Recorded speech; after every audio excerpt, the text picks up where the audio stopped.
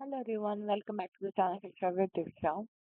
तो हमारा ये 15 डेज 15 एडवाइसेस प्लेलिस्ट का सेकंड डे है और सेकंड वीडियो आपके सामने है। इसमें हम कवर करेंगे कि what are the top 10 tax saving deduction जो कि हम ओल्ड टैक्स रिजाइम अगर हम सेलेक्ट करते हैं for filing the tax for AY 2025-26 तो कितना हमें बेनिफिट्स मिल सकता है, क्या-क्या डिडक्शंस होती हैं, क्या डॉक्यूमेंटेशंस होती हैं, ये सब चीज़ें हम इस वीडियो में जानेंगे। तो अगर अभी तक आपने मेरे चैनल को सब्सक्राइब नहीं किया है, तो सबसे पहले आप सब्सक्राइब करें क्योंकि इतनी इन्फॉर्मेटिव वीडियोस आपको सारे 15 दिनों में मिलेंगे और इसके बियॉन्ड भी मैं बहुत से अच्छी वीडियोस जो है डालती रहती हूँ। तो नॉलेजेबल कंटेंट इस चैनल में आता रहेगा। तो अगर आप नॉलेजेबल कंटेंट चाहते हैं, पसंद करते हैं तो आपको ये चैनल सब्सक्राइब कर लेना चाहिए। So without any delay, let's start the video.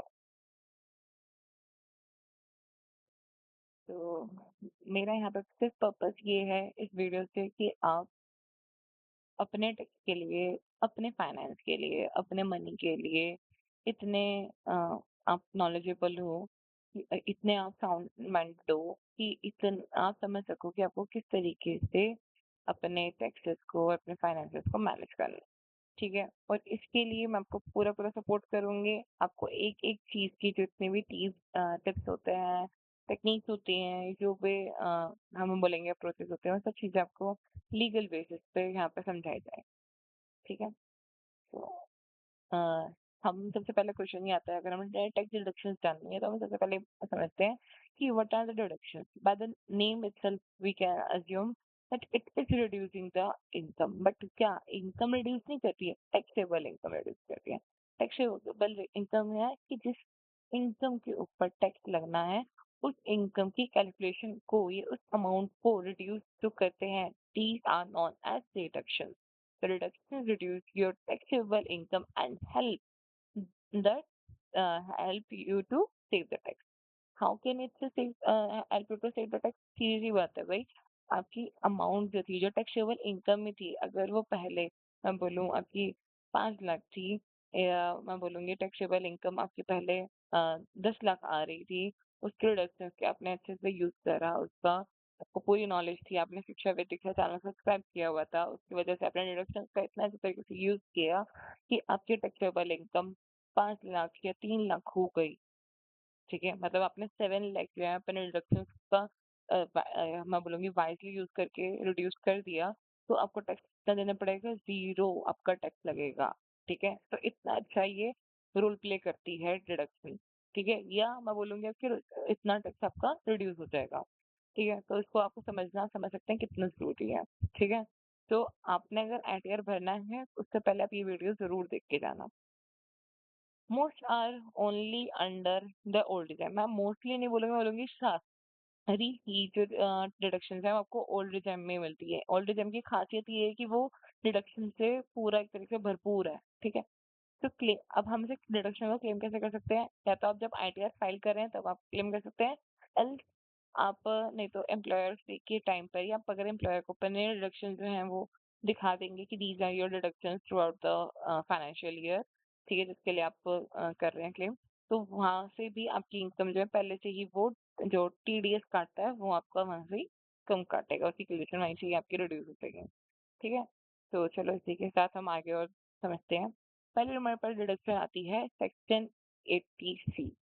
इसकी मैक्सिमम लिमिट होती है जो आपने मैं बोलूँगी टैक्सेबल इनकम जितने से आप रिड्यूस कर सकते हो, that would be of 1.5 lakh. ठीक है? As maximum, and that is good amount. मैं सीधा बोलूँगी गुड अमाउंट है। अगर आप अपनी इनकम में, टैक्सेबल इनकम में अगर 1.5 लाख से भी आप कम कर देते हो तो आप सीधा समझो कि कितना आपका कितना अच्छा इम्पैक्ट है पड़ेगा इसमें। ठीक है? 5% के हिसाब से अगर मैं देखूँ तो आपका काफ़ी अच्छा आपका टैक्स इस पे बच सकता है। ठीक है? इसमें इस डिडक्शन को क्लेम करने के लिए आपके पास क्या-क्या होना चाहिए? LIC premium, PPF, EPF, ELSS, ये सब चीज़ें, म्यूचुअल फंड्स, ठीक है? एनएससी, ठीक है? ये हमें पता ही है कि जितनी भी हमारी इन्वेस्टमेंट्स होती है generally, that also covers in 80C। ठीक है? चिल्ड्रन की कोई आपकी ट्यूशन फीस है, कोई आपके पास विजिट्स वगैरह हो वो, ठीक है? आपकी कोई एफडी है, 5 ईयर की, ठीक है, होम लोन प्रिंसिपल आपका कुछ चल रहा है, उसका अमाउंट आपके पास है, वो सब आप अगर आपके पास डॉक्यूमेंटेशंस हैं, then you can claim your amount, that much amount हम बोल सकते हैं, या that amount would be deducted from your taxable income, और वो आपकी मैक्सिमम कितना क्लेम कर सकते हो, 1,50,000। ठीक है, अब यहाँ पे ये आप बोलोगे भैया मैक्सिमम डिडक्शन आप ये 1,50,000 कर रहे हो, समझो, अगर आपके पास पीपीएफ आपने जो है वो आपने बना रखा है, बैलेंस उसका आपने सेव कर रखा है पूरा through out the financial year में, आपने जो उसकी डिपॉजिटिंग कराई है वो आपका 2 लाख का है। तो आप क्या एटीसी के अंडर सेक्शन 86 सी के अंडर आप क्या 2 लाख की रिडम्पशन या डिडक्शन ले सकते हैं? नहीं। You can still claim for 1,50,000। 50,000 आपका वो जो कंसिडर नहीं किया जाएगा, समझ आ गई? मतलब maximum deduction is would be 1,50,000। It's up to you कि आप कितना उसमें डाल रहे हो, ठीक है? बट इतने कॉम्बिनेशंस के साथ अपना आप 1 लाख कहते हैं 1.5 लाख के करीब आप अपना जो टैक्सेबल इनकम है उतने से आप अपना को बचा सकते हो। ये यहाँ पे ये चीज कहती है, समझ आ गई? चलो आगे बढ़ते हैं। Section 80D, this is for the health insurance. मतलब एक तरीके से जो डिडक्शन होती है ना, ये आपको एक तरीके से आप अपने फाइनेंस को वाइजली मैनेज करने के लिए और अपने आप को ढंग से आप प्रोटेक्ट करने के लिए आपको एक तरह से मोटिवेट करती है। गवर्नमेंट का सीधा-सीधा फंड है भैया, आप अपने पास ना पैसे स्टोर करके मत रखो, आप उस पे इन्वेस्टमेंट करो। इसलिए 80C जो थी वो इन्वेस्टमेंट के बेसिस पे आती है, आपने देख लिया था कि भैया the government is promoting the investment, कि जो भी इंडिविजुअल्स इन्वेस्टमेंट करती हैं तो उनको वो अच्छा खासा रिडक्शन दे देती हैं, ठीक है। और सेकंड उनका क्या मोटिव है कि भैया हम अपने थोड़ा सा हेल्थ इंश्योरेंस के ऊपर भी ध्यान दो, अपनी हेल्थ के लिए भी ध्यान दो, तो इसलिए ये हमारी जो सेकंड रिडक्शन है दैट इज 80D, जो कि हमारी हेल्थ इंश्योरेंस को प्रमोट करती है। So the individuals who are having insurance, जो कि अपना भी हो सकता है, सेल्फ स्पाउस या मैं बोलूंगी चिल्ड्रन का भी अगर किसी का हो सकता है, तो वो आप 25,000 तक का आप अपनी जो कहते हैं रिडक्शन है 25,000 की और यहाँ पे ले सकते हैं, ठीक है। पेरेंट्स का अगर हम ले रहे हैं जो कि 60 साल से कम उम्र के हैं, तो आपके वो 25,000 में कंसिडर हो जाएंगे। अगर वो 60 साल से बड़े हैं, सीनियर सिटीजन काउंट होते हैं, तो आपकी जो इनकम आप डिडक्ट कर सकते हैं दैट वुड बी 50,000। समझ आ गई? प्रिवेंटिव हेल्थ चेकअप जो है वो 5,000 का है, ठीक है, जो कि इंक्लूडेड होता है सब में ही। और मैक्सिमम पॉसिबल जो आप अपना बचा सकते हैं टैक्स, वो आपका होगा 75,000, ठीक है। 75,000 कैसे? 50 आपका अगर आपके सीनियर सिटीजन है वो, एंड 25,000 जो आपका सबका मिला करके सेल्फ स्पाउस एंड चिल्ड्रन का मिला करके होगा। समझ आ गई कैलकुलेशन? चलो जी आगे बढ़ते हैं। सेक्शन 80 CCT 1B एनपीएस, बहुत अच्छा है, लोगों को नहीं पता होता है इस डिडक्शन के बारे में। ये एक तरीके से क्या होता है, एनपीएस में अगर आप इन्वेस्टमेंट करते हैं, एनपीएस टायर 1 अकाउंट में अगर आप इन्वेस्ट करते हैं, तो आप 50,000 और अपने टैक्सेबल इनकम से रिड्यूस कर सकते हैं। कैसे? ये आपका 80C के ऊपर होती है। ये एक ऐसी इन्वेस्टमेंट होती है जो एक तरीके से हम बोल सकते हैं गवर्नमेंट फंड्स में इन्वेस्टमेंट होती है, ठीक है। और आप अगर एनपीएस अकाउंट खुलवा लेते हैं, तो आप 50,000 का और रिडक्शन जो है एक्स्ट्रा कर सकते हैं, ठीक है। तो ये एक हमारा एनपीएस का होता है, ठीक है। उसके बाद आता है section 24B, that is for the home loan interest, कि अगर आप ये एक तरीके से ना जो भी होम लोन हैं, या मैं बोलूंगी जो भी इंडिविजुअल्स जिनका होम लोन है, तो उनके इंटरेस्ट को, उनकी पॉकेट को थोड़ा सा सेव करने के लिए ये डायरेक्शन दी गई है। आप एक तरह से समझोगे ना, हर किसी चीज का रीजन है, ठीक है।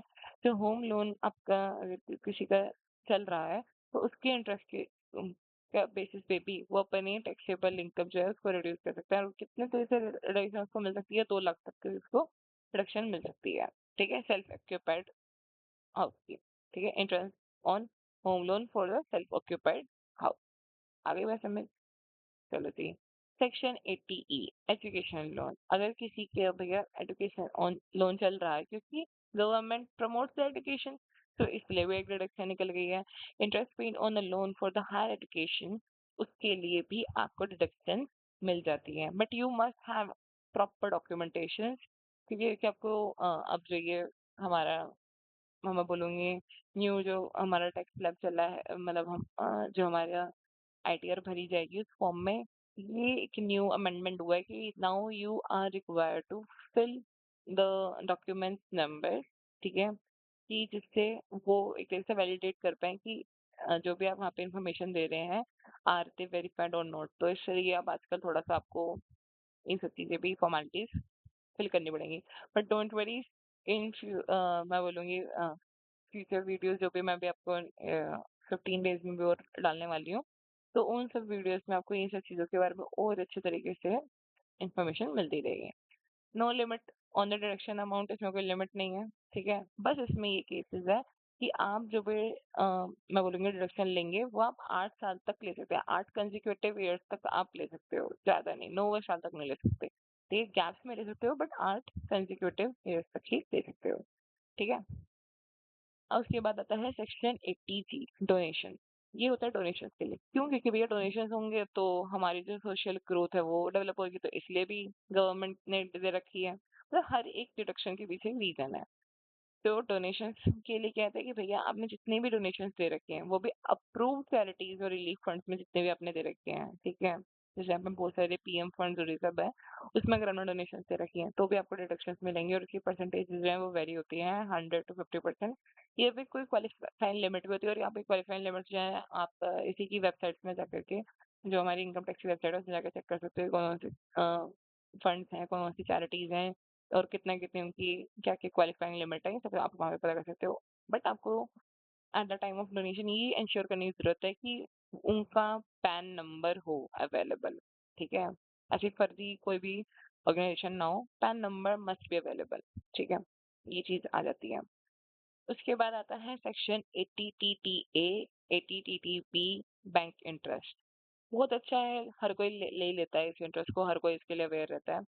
तो ये क्या है कि आपके जेब पे अगर टैक्स मतलब टैक्स जो है डिडक्ट हो सकता है, अगर आपका कोई भी इंटरेस्ट होता है तो उसमें भी टैक्स हो जाता है, बट आप क्लेम कर सकते हो अपने डिडक्शन के लिए अगर आपका सेविंग अकाउंट है, ठीक है। उसमें आप 10,000 तक का अपना डिडक्शन जो है वो ले सकते हैं 80TTA के अकॉर्डिंग, ठीक है, और 80TTB के अकॉर्डिंग आप 50,000 तक ले सकते हैं अगर आप सीनियर सिटीजन हैं एफडी और सेविंग अकाउंट्स में, ठीक है, समझ आ गए।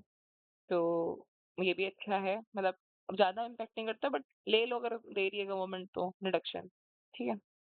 अच्छा, अब आता है section 80GG, rent without HRA. अगर आपका एम्प्लॉयर आपको एचआरए नहीं दे रहा है और आपको रेंट जो है बियर करना पड़ रहा है तो उस केस में भी आपको डिडक्शन मिल जाती है। फॉर द इंडिविजुअल्स हु पे rent without or do not receive the HRA, they would be eligible to deduct their taxable income by 60,000 per year or 5,000 per month, ठीक है, उससे हम डिडक्ट कर सकते हैं। तो एक तरीके से बेनिफिट मिल जाता है इसमें भी। उसके बाद आता है section 80U। This is for the disabled individual, कि जिसकी वो डिसेबिलिटी है उसकी बेसिस पे थोड़ा सा उनकी इंटरेस्ट को बचाने के लिए और उनको क्या कहते हैं सपोर्ट करने के लिए ये डिडक्शन है। तो उसमें नॉर्मल डिसेबिलिटी अगर आपकी है तो आपको डिडक्शन 75,000 तक का मिल सकता है, और अगर सीवियर है 80% से ज्यादा आपकी है तो 1,25,000 तक का डिडक्शन आपको मिल जाता है, ठीक है, समझा गया। उसके बाद आता है सेक्शन 80TDP। ये क्रिटिकल इलनेस के लिए होता है कि इसमें आपको कुछ ज्यादा मेजर आपकी इलनेस है जिसकी वजह से आपकी जो इनकम जनरेशन है वो एबिलिटी आपकी जो है डिस्टर्ब हो रही है, ये सब चीजें, तब उस केस में आप इस डिडक्शन को भी क्लेम कर सकते हैं। Medical expenses for the specified critical illness. Specified critical illness के लिए भी हमें कुछ कैटेगरीज है जो कि आप इसी इनकम टैक्स की वेबसाइट में जाकर के फर्दर चेक कर सकते हैं। और मैंने आपको बता दिया कि मेजर इसमें इम्पैक्ट यहाँ पे क्या होता है कि आपकी जो इनकम जनरेशन या हम बोल सकते हैं अर्निंग पावर जो है उसको अगर इम्पैक्ट करती है then only that illness will be considering as critical illness, ठीक है। और इसकी लिमिट क्या होती है 40,000 तक, 40,000 होती है अगर आपकी 60 साल से कम की उम्र है। तो अगर आप सीनियर सिटीजन है तो 1 लाख तक का आपको रिडक्शन यहाँ भी मिल जाता है, ठीक है। समरी टेबल आपको बताने के लिए, अगर आपको अच्छे से समझना हो इस चीज के लिए तो आप इसका स्क्रीनशॉट ले सकते हैं। मैं आपको ऑलरेडी कवर कर चुकी हूँ कि एटीसी में 1.5 लाख तक की आपकी लिमिट होती है मैक्सिमम। ये क्या क्या आप कर सकते हैं, सारी investment, LIC, PPF, EL, SS और ट्यूशन फीस सब कुछ आप इसमें दिखा सकते हैं। एटीडी में 75,000 तक का होता है। हेल्थ इंश्योरेंस आप दिखा सकते हैं। एटीसीसीटी आईवी 1बी में 50,000 तक का होता है और ये एनपीएस इन्वेस्टमेंट के थ्रू हमें डिडक्शन का बेनिफिट मिलता है। ठीक है, 24बी में 2 लाख तक का होता है। ये होम लोन इंटरेस्ट पे होता है। एटीई में कोई लिमिट नहीं है, आपके एजुकेशन लोन के इंटरेस्ट के बेसिस पे ही वेरी करेगा। ठीक है, और एटीजी जो है ये भी वेरिएबल होता है on the basis of your donation, कि आपने कितना डोनेशन दिया है दैट फाइनेंशियल ईयर में। ठीक है, और एटीटीटीए एटीटीटीबी जो होता है यहाँ पे हमारा जो भी बैंक का इंटरेस्ट होता है उसके बेसिस पे होता है, और ये 10,000 जो होता है ये हम बोलेंगे जो भी नॉन सीनियर सिटीजन है उनके लिए होता है, और सीनियर सिटीजन के लिए 50,000 तक का होता है। ठीक है, एटीजीजी जो होता है हमारा रेंट होता है, जिनको एचआरए नहीं मिल रहा होता उसके लिए 60,000 होता है।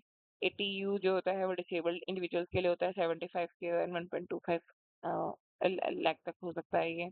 एटीटीपी जो होता है क्रिटिकल इलनेस एक्सपेंसेस के लिए होता है। तो ये आपको मैंने ओवरऑल एक समरी इसकी दे दी।